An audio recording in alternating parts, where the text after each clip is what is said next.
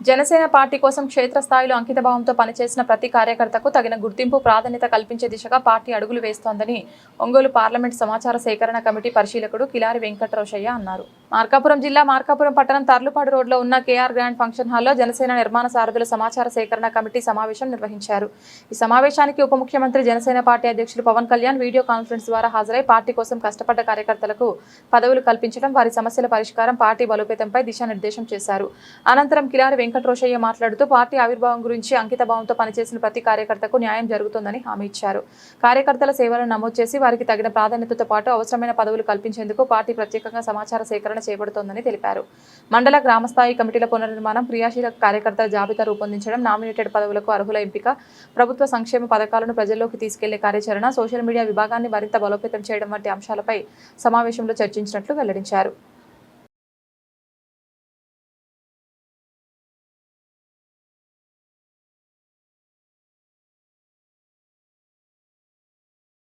Print and electronic media వాళ్ళకి నమస్కారం. ఈరోజు రాష్ట్ర వ్యాప్తంగా జనసేన పార్టీ మా అధ్యక్షులు రాష్ట్ర ఉప ముఖ్యమంత్రి వర్యులు పవన్ కళ్యాణ్ గారు పార్టీ కోసం పనిచేసిన శ్రేణుల్ని, అంటే ఎవరైతే జన సైనికుల్ని, వీర మహిళలందరూ కూడా తగిన ప్రాధాన్యత ఇవ్వాలి. ఆయా జిల్లా కమిటీల్లో కానివ్వండి, మండల కమిటీలో కానివ్వండి, టౌన్ కమిటీలో కానివ్వండి, గ్రామ కమిటీలు కానివ్వండి, లేదు వాళ్ళు ఏదైతే శ్రేణులు ఏదైతే ఏ పదవులు ఆశిస్తూ ఉన్నారో ఆ పదవులన్నిటికి కూడా వాళ్ళ చేత అప్లై చేయించి ఆయా పదవులు వాళ్ళకి ఇచ్చే విధంగా ఒక పెద్ద ఎత్తున ఒక సమాచార కమిటీ అని ఒకటి కమిటీ ప్రతి పార్లమెంటరీ కమిటీకి వేయటం జరిగింది. ఆ కమిటీ 7 నియోజకవర్గాలు పర్యటించి 7 నియోజకవర్గాల్లో పార్టీ కేడర్ని సమాయత్తం చేసి వాళ్ళ చేత ఈ అప్లికేషన్స్ తీసుకొని వాళ్ళు ఏ పదవి ఆశిస్తూ ఉన్నారో ఆ పదవికి వాళ్ళ చేత అప్లై చేయించి మేము హైకమాండ్కి పంపించడం జరుగుతుంది. అక్కడ పార్టీ వారు వాళ్ళకి ఉన్న సమాచారం మేరకు, పార్టీ శ్రేణుల యొక్క అనుభవం మేరకు ఆయా పదవులు వాళ్ళకి ఇవ్వటం జరుగుతుంది.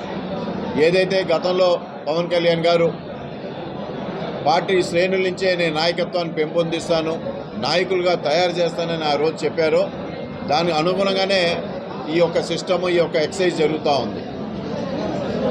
ఈరోజు ఏదైతే పవన్ కళ్యాణ్ గారు ప్రతి అడుగు కూడా ఇతర పార్టీలకి భిన్నంగా ఆయన నడుచుకోవటం జరుగుతూ ఉంది. ఇతర రాజకీయ పార్టీలు వాళ్ళు ఎన్ని కుటిలయత్నాలు చేస్తూ ఉన్నారో, ఎంత రాష్ట్రాన్ని దిగజారుస్తూ ఉన్నారో మనం చూసాం. గత వైసీపీ పార్టీ అయితే కుల రాజకీయాలతో పాటు కుల రాజకీయాల్ని ఈరోజు అంటగడతా ఉన్నారు. అధికారం ఉన్నప్పుడు అధికారం కూడా చేసిన తర్వాత కూడా ఇంకా అధికారం కోసం కుల రాజకీయాలకు దాకా దిగారంటే వాళ్ళ స్థాయి ఏమాత్రం దిగజారిందో అర్థమవుతా ఉంది. అంటే ఒక కులాన్ని రోడ్డు మీద పడేశారు. ఆ కులం అంతా ఈరోజు అందరు కూడా బాధపడుతూ ఓ పక్కన వాళ్ళు చేసిన నిర్వాకాన్ని ప్రతి ఒక్కరు కూడా వాళ్ళని పూర్తిగా వ్యతిరేకిస్తూ ఉన్నారు వాళ్ళు చేసిన పనికి.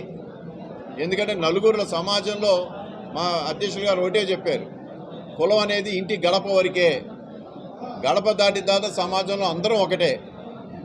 ఆ సిద్ధాంతం ఈరోజు ఆయన మాట్లాడిన సిద్ధాంతం ఇవాళ రాష్ట్ర వ్యాప్తంగా ఆయనకు ఒక మంచి పేరు తీసుకొచ్చింది. ఇవాళ రాజకీయాల కోసమే వాళ్ళ అధికారం కోసం కులాలను రెచ్చగొడతాం, ప్రతి విషయాల్లో కులాన్ని బయటికి తీసుకురావటం మరి వాళ్ళు చేశారు అధికారంలో ఉన్నప్పుడు. మరి అలాగే మరి ఎన్నో విధంగా ఎక్కడ కూడా ఎవరు తీసుకురాలా. కానీ ఈరోజు పనిగట్టుకొని ప్రభుత్వం మీద వ్యతిరేకత తీసుకురావాలని ప్రయత్నం చేస్తూ ఉన్నారు చూసారా, అది ఇవాళ ప్రజానికం ఎవరు కూడా ఒప్పుకోవటం లేదు. అందుకే నేను ఒకటే చెప్తాను, ఈరోజు సమాజ హితంగా ఈరోజు కులరహిత సమాజం కావాలి అనేది పవన్ కళ్యాణ్ గారు మాట్లాడిన తీరు ఇవాళ అందరూ కూడా మనం గుర్తించాం. అదేవిధంగా దేశ సమైక్యత దగ్గర నుంచి రాష్ట్ర సమాజ హితంగా రాష్ట్ర అభివృద్ధి ప్రధాన ధ్యేయంగా ఆయన నడుస్తూ ఉన్నారు. ఈరోజు గతంలో కన్నా ముఖ్యంగా 23 లక్షల కోట్ల రూపాయలు ఇవాళ రాష్ట్ర ప్రభుత్వంలో అభివృద్ధి కార్యక్రమాల్లో ఎన్నో ఇండస్ట్రీస్ కానీ ఎన్నో కోట్ల రూపాయలు ప్రాజెక్టులు తీసుకురావడం జరిగింది. మరి గతంలో చూస్తే ఆ ప్రాజెక్టులు ఎక్కడ కనబడతలా. ఇవాళ చాలా ప్రాజెక్టులు ఇవాళ శంకుస్థాపనలు చేసి మళ్ళీ వాళ్ళు పనిలో ఉండి మళ్ళీ ఈ 5 ఏళ్ళు అయ్యేలోపు ఆ ప్రాజెక్టులన్నీ కూడా మరి ఓపెన్ అయ్యి 23 లక్షల మందికి ఉద్యోగ అవకాశాలు తీసుకురావడానికి మరి కూటమి ప్రభుత్వం ప్రయత్నం చేస్తూ ఉంది.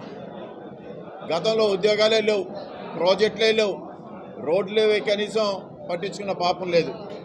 కానీ ఈరోజు పవన్ కళ్యాణ్ గారు వచ్చిన తర్వాత పంచాయతీ వ్యవస్థలో ఎన్నో మార్పు చేర్పులు తీసుకురావడం జరిగింది. ఎక్కడో 23 స్థానంలో ఉన్న పంచాయతీ రాష్ట్రాన్ని ఈరోజు దేశంలోనే నంబర్ 1 స్థానానికి తీసుకురావడం జరిగింది.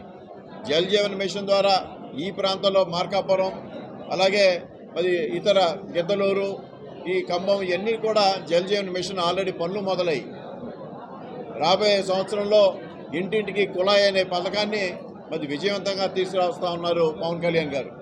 కేంద్ర ప్రభుత్వం నుంచి దాదాపు 25,000 కోట్ల రూపాయలు జల్ జీవన్ మిషన్ కింద తీసుకురావడం ఇవాళ ప్రతి ఒక్కరు కూడా మనందరూ కూడా తెలిసిన విషయమే.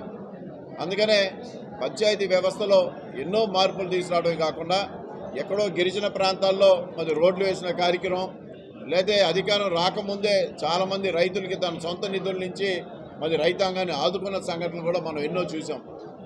అందుకని ఈ రాష్ట్ర అభివృద్ధి కొరకు పవన్ కళ్యాణ్ గారు ఒక విభిన్న దిశగా ప్రయాణిస్తూ ఉన్నారు.